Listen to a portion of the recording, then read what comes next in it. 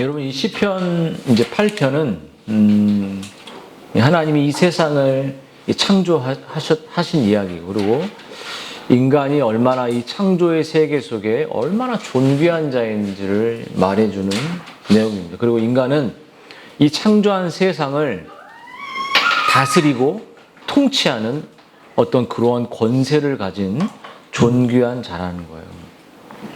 근데 여러분, 다스린다, 이 군림한다는 거죠. 그리고 이런 피조 세계를 돌보는 존재로, 인간은 존귀한 존재로 하나님이 이 세상을 창조하면서, 인간을 창조하면서 그런 존재로 세상을 창조하셨다는 거예요. 여러분, 우리가 생각해 보면 하나님이 이 세상을 우리가 진화됐다고 믿지 않잖아요. 진화는 상대적인 거예요. 근데 하나님이 세상을 창조하시고 남자와 여자를 만드시고 세상을 다스리겠다는, 그리고 아이를 낳고 번성하게 하는 이 남자와 여자를 통해 번성하는 이 원리는 창조의 질서예요. 그리고 정말 그 영적인 권세를 남편에게 줬고, 아내는 남편의 권세에 복종하는 거예요. 그가 거듭난 신자라면. 그래서 여러분, 저 보세요. 만약에 여러분이 믿는 남편이 남편에게 복종하지 않는다. 그럼 어떻게 돼요? 가정이 어떻게 될까요? 풍지박산이 납니다. 아이도 풍지박산이 나고 질서가 이 창조의 질서예요. 근데 남편에게 내 감정은 그렇지 않아도 하나님의 권위를 가진 자로서 아내가 존중하고 그 권위에 복종하게 될 때 질서를 찾게 되는 거예요. 질서를. 그러니까 가정의 질서를 무너뜨리려면 남편을 대적하시면 돼요. 믿는 남편을 말하는 겁니다, 저는. 그렇기 때문에 여러분 놀랍게 남편에게 성경의 질서대로 복종하게 될 때, 그가 성경의 질서대로 이끌 때, 그러면 아이들이 질서를 찾고 방향을 찾고 가정이 화목해져요. 여러분, 근데 오늘 이런 말씀과 동시에 이 시편을 8편을 기억하면서 또 기억해야 될 것은 히브리서 2장의 6절에 이제 그리스도가 정말 천사보다 낮아졌다는 이야기죠. 그러니까 왜냐하면 창조의 질서가 파괴되었어요. 그래서 여자는 남자를 대적하게 되죠. 동등하게 성을 원하고, 동등하게 하나님의 권세를 남자에게 주었건만, 하나님이 남자에게 주었지만 여자는 그것을 대적하고 남을 탓하고 공격하는 대상이 되는 거예요. 근데 이것을 회복하고 구속의 역사를 회복하는 것이 그리스도께서 이 창조의 질서를 다시 회복하러 오셨다는 이야기죠. 근데 여러분, 제일 중요한 건 시편 8편을 우리가 이제 다 암송하고 나누면서 오늘 기억해야 될 건 뭐냐면, 인간이 도대체 무엇냐는 거예요. 인간은 어떤 존재인가? 여러분, 1920년에 에드워 허블이라는 사람이 이제 자기를 따서 엄청난 망원경을 발견했습니다. 그래서 이 허블 망원경을 통해서 정말 우린카 타라툴라라는 성운, 마젤란운, 그런 목성에서 충돌하는, 이러한 행성들이 충돌하는 것들을 이 허블 망원경을 통해서 보기 시작했어요, 인간이. 여러분, 광대한 이 자연을 보면서, 이 자연과, 제가 예전에 나야가라 이렇게 아내하고 갈 때, 미국에서 나야가라를 가면 뒤쪽에 엄청난 폭포가 이렇게 쏟아진 다리를 만들어 놨거든요. 그 조금만 들어갔는데도 그 거대한 물줄기 앞에서 무섭고, 배가 이제 나야가라 떨어지는 그 앞에까지 가잖아요. 빨려 들어갈 것 같아요. 블랙홀처럼. 어마어마하게 무섭습니다. 그 장대한 그 폭포 하나, 그보다 더 큰 폭포 많은데, 여러분, 이런 인간이 작다라고 느껴지는 생각은 되게 건강한 생각이죠. 그렇죠? 근데 제일 중요한 게 오늘 이 시편이 말하는 것은 이런 작고 초라한 나를 너무나도 존귀하게 보신다는 하나님의 사랑이 이 시편에 나타나고 있다는 거예요. 여러분, 인간이 어떻죠? 우리 가온이 어떻게 태어났어? 응? 너 스스로 오늘 나올래 하고 나온 거야? 아니잖아. 엄마와 아빠를 통해 나왔다는 거예요. 그리고 지금도 의존적이잖아요. 엄마 아빠는 누구를 통해 나왔고 계속 그러면 인간은 결국은 의존하는 존재라는 거예요. 자기가 스스로 살 수 있지만, 산다고 생각하지만. 그래서 이 세상, 우리가 인간이 왜 불행해졌냐라고 생각할 때 그 불행은 인간이 자기가 의존적인 존재라는 위치를 망각하는 거예요. 하나님이 나를 돕는 정도 수준이지 내가 하나님을 철저하게 의존하며 살아가는 존재. 내가 내 존재를, 나란 인간을 하나님과 비교해야지. 이 세상은 나란 존재를 누구하고 비교하냐면 세상과 비교해. 너보다 못생긴 사람과 널 비교해. 너보다 잘생긴 사람과 비교해. 너보다 학력이 뛰어난 사람과 너도 그들과 비교해. 이렇게 세상은 우리의 존재를, 우리의 인간을 하나님과 그리스도 안에서 우리를 보게 하는 것이 아니라 세상을 보면은 비참하잖아. 계속 비참하게 만들어요. 여러분, 그래서 여러분, 인간은 이 죄로 인해서 이 아담과 하와가 원래 본연의 모습에서는 완전하게 창조되었지만 그가 자신이 하나님을 바라보고 선악과를 바라보면서 내가 하나님을 의존하는 존재가 아니라 하나님을 뛰어넘으려고 했어요. 그때 인간에게는 불행이 찾아왔죠. 그러면서 남을 탓하기 시작해요. 계속. 아담도 하와도 남편을 탓하는. 그래서 여러분, 인간은 하나님을 의존하는 존재에서 여러분 자기 자신을 의존하고 돈을 의존하고 정말 이렇게 유물론적이고 물질주의적 사고로 이 세상을 살아가게 된다는 거예요. 그래서 이 세상은 산업혁명이 흘러가면서 문명이 발전하잖아요. 그러면서 계몽주의 시대로 이뤄가면서 인간은 철학적인 이성적 사고를 하면서 인간의 존재가 얼마나 탁월한지를 인간 안에서 발견하려고 하는 거예요. 하나님 안에서 인간을 발견하려고 하지 않고 인간의 과학과 문명을 통해서 인간이 얼마나 위대한지를 깨달으려고 하는 거예요. 인간이. 그래서 이 유물론적이고 물질적이고 이러한 상대적인 사상이 어떻게 흘러가면 진화론의 흐름으로 가는 거예요. 그래서 이 진화론이라는 것은 정말 하나님 안에서 창조를 통해서 나를 창조하신 하나님을 통해서 나를 발견하는 것이 아니라 눈에 보이는 것들, 상대적인 것들을 통해서 이 자기를 발견하기 시작하는 거예요. 그래서 이 자기가 이 사람들과 자기를 자꾸 비교하고 세상과 비교할 때 여러분 결국 하나님 그러한 모습은 정말 썩어질 것들과 자기의 그 고귀한 존재를 비교하기 시작했다는 거예요. 그래서 여러분 이런 사람들은 인간의 시작을 하나님 창조를 믿지 않는 많은 책들을 보면 인간의 시작을 원숭이나 어떤 동물로부터 어떠한 어떤 그러한 어떤 존재들로부터 이렇게 진화된 하나님의 형상 개념을 빼버리고 이렇게 발전했다고 생각하죠. 그래서 인간은 타락으로 말미암아 그 존귀한 하나님과 자신을 비교해야 할 대상에서 여러분 정말 사람과 사람, 이 세상에 썩어질 것과 자기를 비교함으로 열등감과 비참함 속에 여러분 정말 소망 없이 살아가는 인생이 되었다는 것이에요. 정말 하나님 형상으로 창조된 그 인간이 바로 오늘 시편에서 인간이 얼마나 존귀한 자인지를 우리들에게 알려준다는 거예요. 근데 인간이 얼마나 존귀한 자를 알려줄 때 인간이 누구하고 비교해야 된다 그랬죠? 인간은 하나님과 비교해야 돼. 그래서 오늘 5절에 그렇게 말하잖아요. 5절에 보면 그를 하나님보다 조금 못하게 하시고 이렇게 나오죠.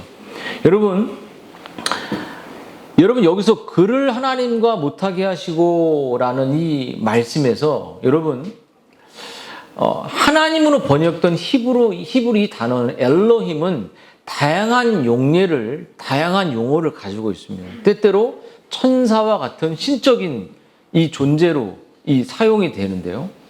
이 개역개정에서 하나님으로 번역하고 각주는 천사로 이렇게 번역하지만 여러분 천사로 번역하는 이 책들이 ESV, NIV, KJV에서는 다 천사로 번역합니다. 그리고 주전 2세기에 헬라어로 번역된 구약 성경 70인경도 엘로힘을 천사로 의미하는 앙겔로스라는 단어를 써서 천사로 번역을 해요. 근데 왜 이 천사를 보아야 하는가라는 이 구절을 근거로 어떤 학자들의 근거를 대냐면 히브리서 2장 6절에 이 천사를 앙겔로스라는, 그러니까 그리스도를 천사보다 못하게 되었다고 말해요. 그리스도가 천사로 본다는 거예요. 여러분 중요한 건 근데 여러분 히브리서 기자가 왜 이걸 천사로 봤는가? 그리스도를 비교하면서 여기 보면요, 히브리서 2장 6절 9절을 쭉 읽어보면요, 그러나 여기서 뭐라고 말하냐면 어디서 증언하여 이르되 사람이 무엇이기에 주께서 그를 생각하시며 인자가 무엇이기에 주께서 그를 돌보시나이까. 그는 이제 그리스도를 말하죠. 잠시 동안 천사보다 못하게 하시며 이렇게 말하죠. 영광과 존귀로 관을 씌우고 만물을 그에게 복종하게 했다는 거죠. 여러분 그를 천사보다 못하게 했습니다. 여러분 왜 히브리서 기자는 왜 그리스도를 천사보다 못하게 되었다고 말할까요? 그것은 여러분 히브리서 저자는 시편 8편을 바라보면서 메시아의 예언의 모습이다라고 예언시로 기록하고 있는 거예요. 여러분 시편 8편을 그대로 인용하면서 히브리서 본문을 바로 누구에게 시편을 보면서 누구를 바라봐야 되면 그리스도를 바라보라는 거예요. 그리스도가 얼마나 낮아졌는지 보라는 거예요. 여러분 잠시 동안 천사보다 못하게 됐다는 말은 뭐냐면 여러분 천사는 죽습니까? 안 죽습니까? 안 죽어요. 근데 그리스도는 죽으셨어요. 천사보다 못하게 되신 거죠. 죽음을 경험하셨습니다. 이런 반대로 여러분 아무것도 아닌 인간을 존귀하게 보심과 인간의 오늘 인간을 누구하고 시편 8편을 비교하냐면 하나님과 비교하고 있다는 거예요. 근데 그리스도를 천사하고 비교하고 있죠. 그리스도는 낮아지고 인간은 높아졌다는 거예요. 근데 왜 우리가 어떻게 높아져요? 어떻게 높아질 수 있습니까? 여러분 인간은 천사보다 못하지 않아요. 왜냐하면 여러분 사실 성경은 인간이 천사보다 못하다, 열등하다는 존재로 창조되었다는 인상을 조금도 주지 않는데 그 이유가 뭐냐면 히브리서 1장 14절에 보면 천사는 성도를 하나님의 백성 자녀들을 섬기는 자로 왔다 그래요. 그리고 바울 사도는 고린도서 6장 3절에 천사를 우리가 심판하게 될 거라고 말해요. 그렇게 1854년 헨리 멜빌이라는 사람이 이렇게 말했어요. 타락한 사람을 위해서 구주가 나셨으나, 그러니까 타락한 우리들을 위해 우리의 신분을 회복시키기 위해 그리스도가 이 세상에 오셨지만 타락한 천사를 위해 구주가 나셨다는 기록은 없다는 거예요. 놀라운 거죠. 그래서 여러분 이 말씀을 이 5절의 결론을 내릴 때 5절의 단어가 하나님을 가리킨다는 것이죠. 개정개혁이 맞는 거죠. 그래서 여러분 이 말이 무엇을 의미하냐면 그리스도께서 우리를 회복시켜주고 우리의 존재 자체가 우리를 창조하신 우리의 존재 자체가 하나님과 비교할 정도로 하나님의 위치를 말하는 것이 하나님과 비교할 정도로 우리의 존재는 존귀하다는 거예요. 우리가 세상과 우리를 비교하는 게 돈이 있어 없어 비교하는 게 아니라 하나님과 우리를 비교한다. 그리스도는 낮아지고 그리스도는 셀프 세크리파이스예요. 자기 스스로 낮아지고 자기 스스로 희생하시고 우리는 스스로 높이려고 해요. 그리스도께서 낮아졌기 때문에 우리는 높아지신 거예요. 그리스도께서 우리에게 새로운 신분을 주셨기 때문에 높아진 거죠. 여러분 그래서 이 시편 8편은 우리가 이 NICOT 주석이 이렇게 말해요. 인간은 결코 하찮은 존재가 아니다. 인간은 창조된 세상을 다스린 존재인 왕족으로 인간을 창조하셨다. 하늘의 왕족이래요. 우리가 하늘의 왕족. 이 시의 핵심적인 주제는 창조의 영광이지만 그러나 또 다른 주제는 하나님의 왕권을 가진 인간의 존귀함이라는 거예요. 정말 우리 그렇게 존귀한 그렇게 느끼십니까? 정말 우리를 하나님과 비교하고 있다는 거예요. 여러분, 토마스 차머스 박사는 천문학 강의를 하면서 이렇게 얘기를 해요. 광활하게 펼쳐진 울창한 숲에서 막 숲이 있는데 나뭇잎이 하나 탁 떨어지는 거예요. 그게 무슨 의미가 있냐는 거예요. 광활한 숲에서. 여러분, 그렇듯이 여러분 이 지구는 하나의 행성에 불과한데 이 행성이 사라진들 하나님의 광활한 우주의 하나의 행성에 불과하다는 거예요. 우리는 정말로 그렇게 엄살딱딱 못하게 막 조급하고 하지만 이 지구는 하나의 거대한 하나님이 창조한 우주의 눈에 보이지도 않는 작은 행성에 불과한 거예요. 그렇죠? 인간이 대단한 것 같잖아요. 그래서 여러분, 존 파이퍼는 자기의 어떤 그 영향을 받은 이 스승의 내용을 인용하는데 두 가지를 파이퍼는 늘 생각한다. 이 시편 8편을 읽으면서. 첫 번째는 뭐냐면 시편 8편에 여호와 주의 이름이 온 땅에 이렇게 말하잖아요. 그러면서 뭐라고 하면 최소한 매일 한 번 나는 하늘을 올려다보며 양심을 가진 인식체인 내가 내 주위와 내 위에 놀랍도록 신비로운 물체들과 더불어 우주 공간을 여행하는 한 행성 위에 있다는 것을 기억할 것이다. 이렇게 말했어요. 그리고 젖먹이 어린아이들에 대한 2절 얘기하듯이 또 한 가지 뭐라고 말해요? 나는 가끔 내가 어릴 때 가졌던 시각의 신선함을 뒤돌아보며 최소한 잠시 동안만이라도 정말 순수하고 맑은 표정과 경의감을 갖고 꿈꾸는 눈을 가진 아이가 되어 이 세상을 보고 싶다는 거예요. 우리가 너무나도 이 바다와 만물을 바라보면서 어떻죠? 그냥 좋다 이거죠. 근데 너무 순수한 마음으로 하나님이 창조하셨구나. 이걸 보는 거예요. 그리고 이 창조의 모든 세상 속에 하나님의 완전한 창조와 좋았다고 말하잖아요. 그리고 하나님의 그 신적인 그 신성이, 이 하나님의 능력이 이 바다와 자연 만물과 이 모든 것 속에 존재한다. 이거를 보고 즐거워하고 싶다는 거죠. 근데 이렇게 시인은 우리에게 인간이 하나님과 비교할 정도로 존귀한 존재임과 동시에 이 시인은 인간을 3절, 4절에 보면 사람이 이렇게 말하죠. 사람. 이것은 벤 아담이란 말이에요. 뭐죠? 사람이. 인간은 죽는다는 거예요. 인간은 그렇게 경이롭고 존귀한 존재지만 인간은 죽을 수밖에 없는 초라한 존재라는 거죠.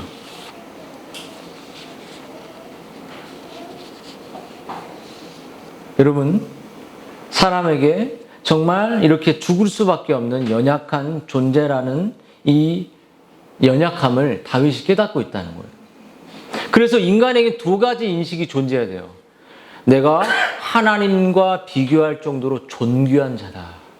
그리고 그리스도께서 나를 구속으로 완전히 회복된 존귀한 자다라는 인식과 동시에 나는 죄인인, 타락한, 아주 무능력한, 연약한, 무가치한 존재다라는 사실을 깨닫는 것이.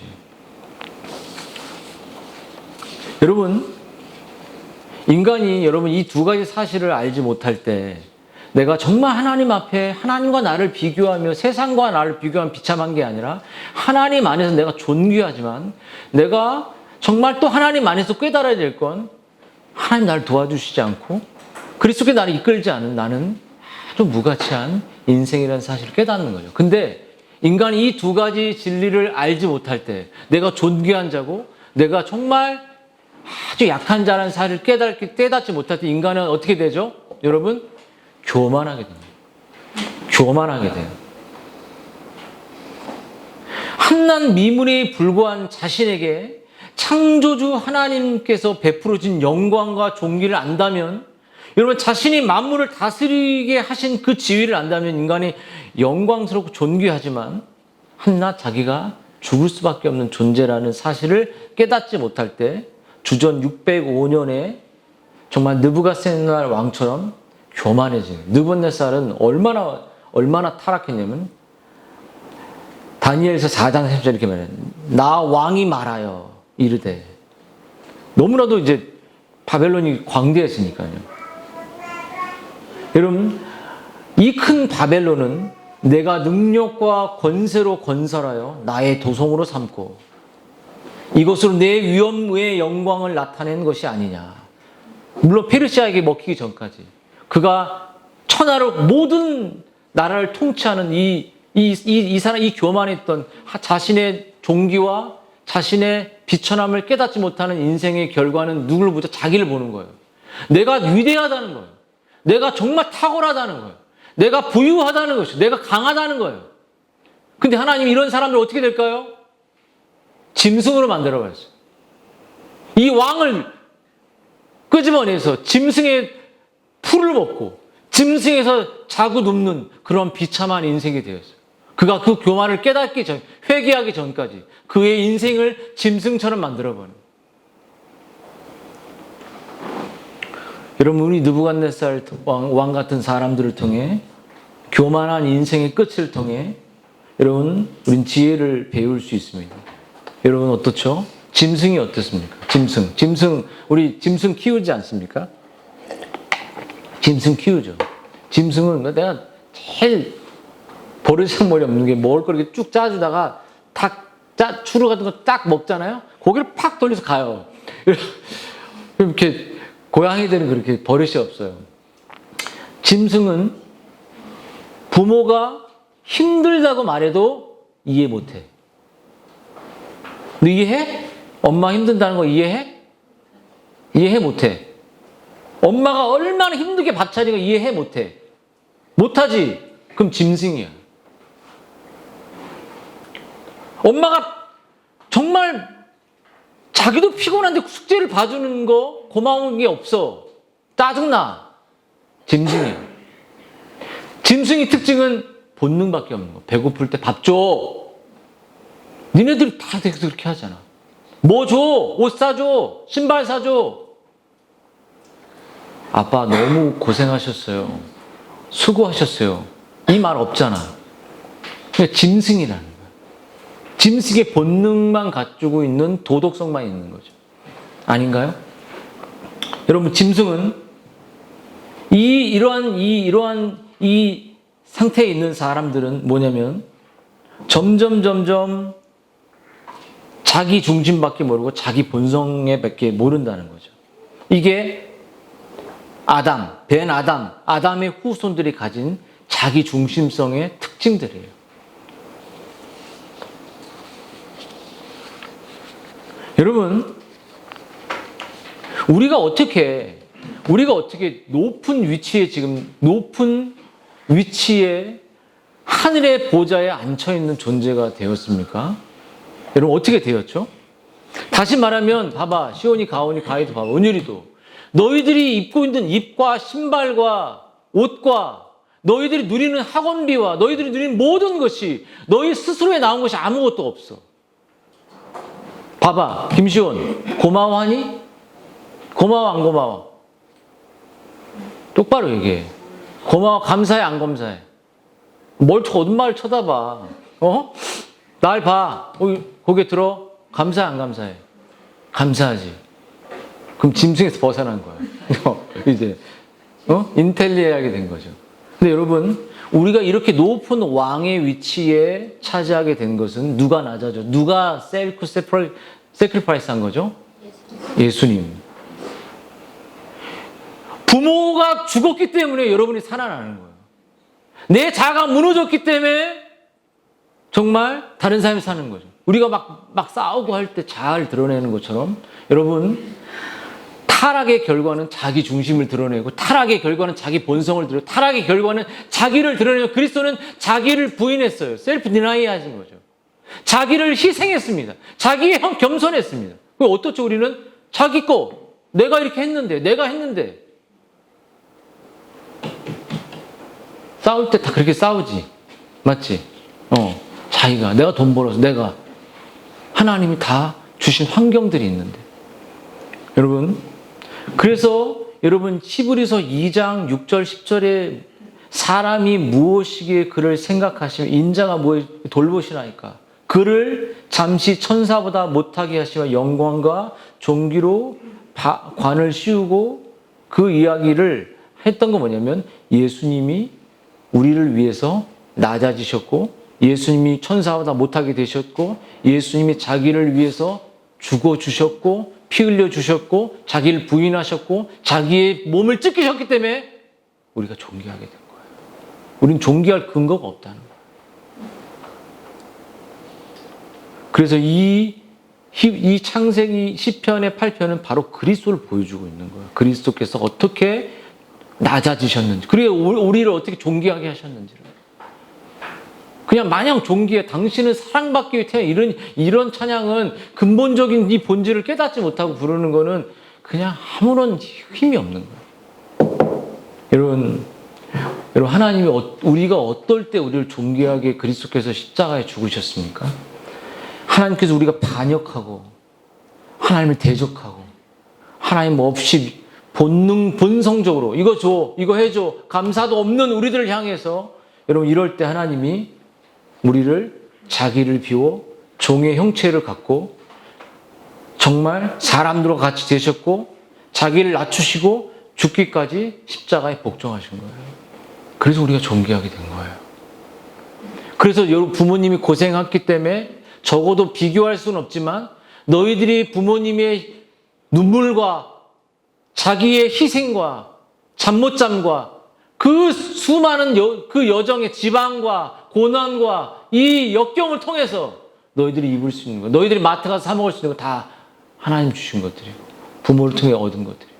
근데 그거를 내 안에 감사가 없다면 공부 안 하겠지. 감사가 없다면 노력 안 하겠지. 여러분, 사랑하는 여러분, 그러므로 우리가 말씀을 마무리를 할까요? 하나님의 이 놀라운 나를 창조하시고 세상을 창조하시고 여호와 주의 이름이 온 땅에 어찌 이 이름이 얼마나 아름답습니까? 그때 우리가 그 이름을 높이고 그 이름을 드러내고 그 이름을 찬송하게 하려면 우리가 뭘 어떻게 해야 될까요? 그것은 골로새서 말씀처럼 위의 것을 바라보는 거예요. 하늘을 바라보는 거예요. 그리스도를 바라보는 거예요. 네가 한 거 없다. 네가 아이 스스로 키운 거 아니야. 다 공급해줬다. 위의 것을 바라보는 것이죠. 여러분, 주의 손가락으로 만드신 하늘과 베풀어진 달과 별을 보며 호산나 다윗의 자손이여 이 찬송하는 여호와를 즐거워하는 이러한 찬양이 우리에게 있어야죠. 여러분, 우리가 대제사장이시고 우리를 위해 우리를 존귀하게 우리의 영혼이 우리의 존재를 회복하고 우리를 구원해 주기 위해서 우리를 위해 십자가에 죽으신 대제사장이신 예수 그리스도를 깊이 생각하라. 히브리서 3장 1절이에요.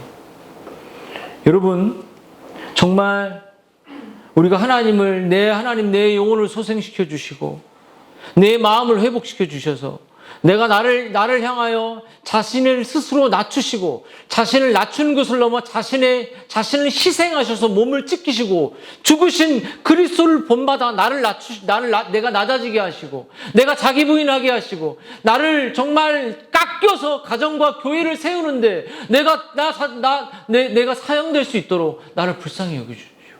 이렇게 하는 삶. 이것이 그리스도께서 우리를 존귀하게 하신 목적인 거예요. 이럴 때 우리가 그리스도가 하나님이 이름이 높아지는 거죠. 여호와 우리 주여 주의 이름이 온 땅에 어찌 그리 아름다운지요. 주의 영광을 하늘 위에 주의 영광을 내 삶을 통해 나타나는 그러한 인생이 되어야 한다는 거예요.